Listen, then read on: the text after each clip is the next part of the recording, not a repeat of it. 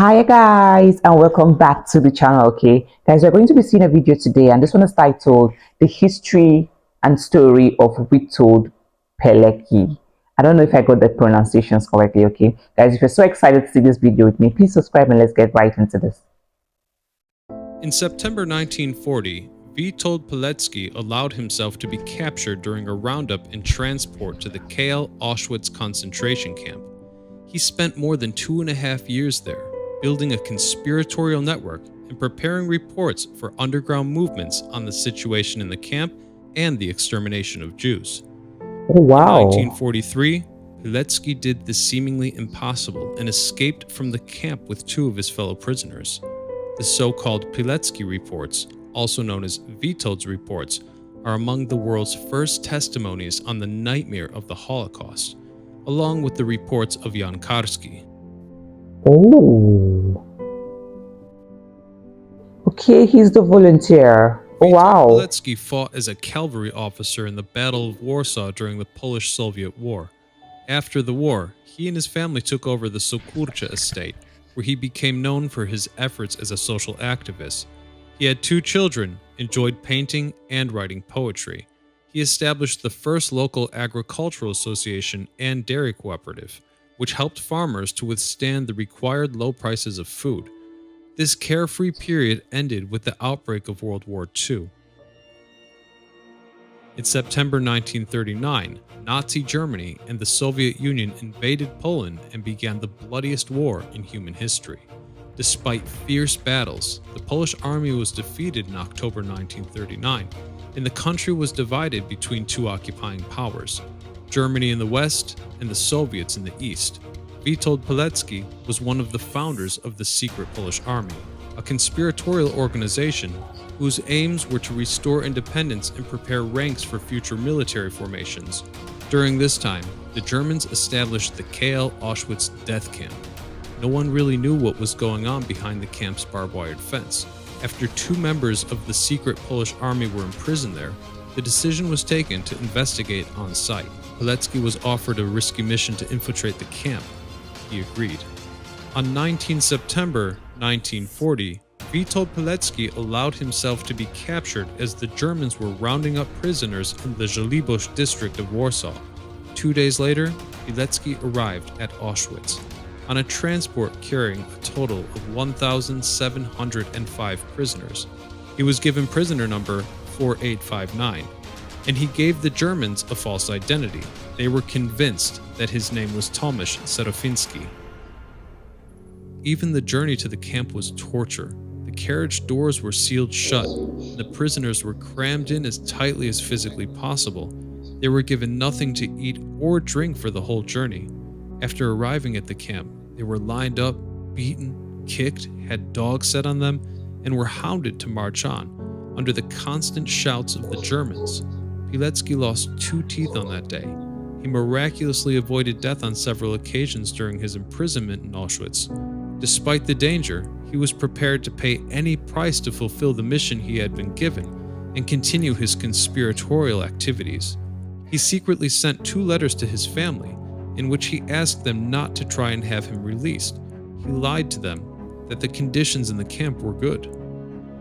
Pilecki created a network of camp conspirators, the Military Organization Union, based on a cell system of groups of 5.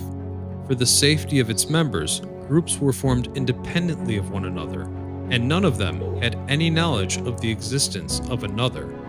The members' tasks were to offer moral support to their fellow prisoners, gather intelligence on the situation in the camp and transfer it outside, organize food and clothing, and finally, prepare to rise up against the Germans.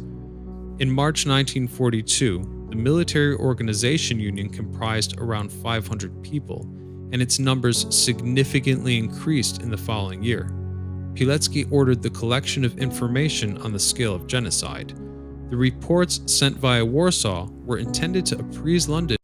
Oh wow, thank you for this wonderful video. I mean, this is indeed a very interesting and educative video. Okay, of the situation, and were transferred by free or escaped camp allies whom Pilecki had specially prepared as liaison officers. The reports, passed on by word of mouth or written on tissue paper, detailed life in the camp, the treatment of prisoners, their labor, and the punishments that were applied. In his messages, Pilecki consistently put pressure on the Home Army Command, the Polish underground armed forces, to take steps to liberate the prisoners. He never received an answer to his request, and so he decided to report to Warsaw in person.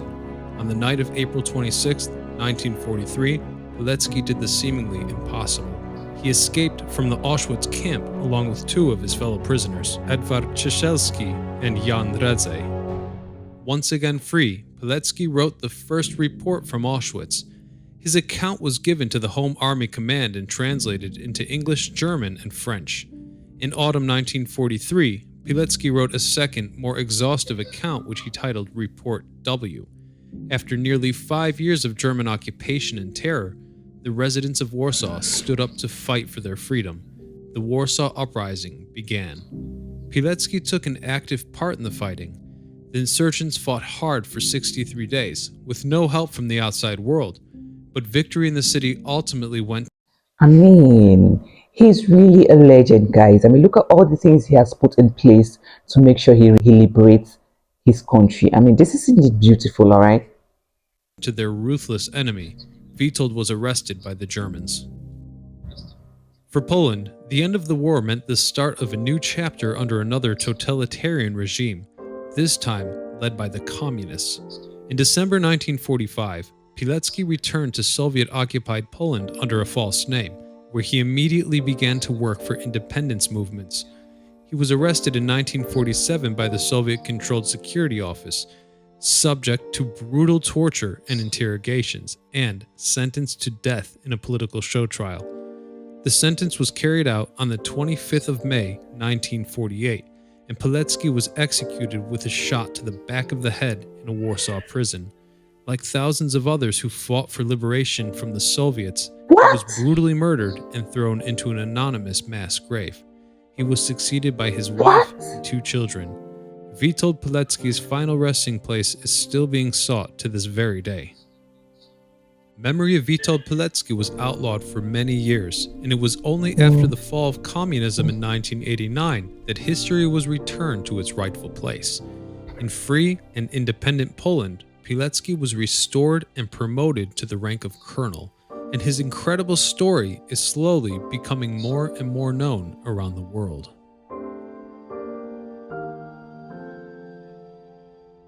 This is indeed sad. This is indeed sad. I mean, he laid his life all for his country, trying to liberate his country. And at the end of the day, he was killed. I mean, this is indeed sad. Wow. This is sad and inhuman, guys. This is, oh my goodness. I lost word. I don't even know what to say about this video because I thought at the end he's going to liberate his country and then back with his family and all that. But guys, I'm really shocked at the end of the video that he was actually killed. I mean, this is indeed, oh wow.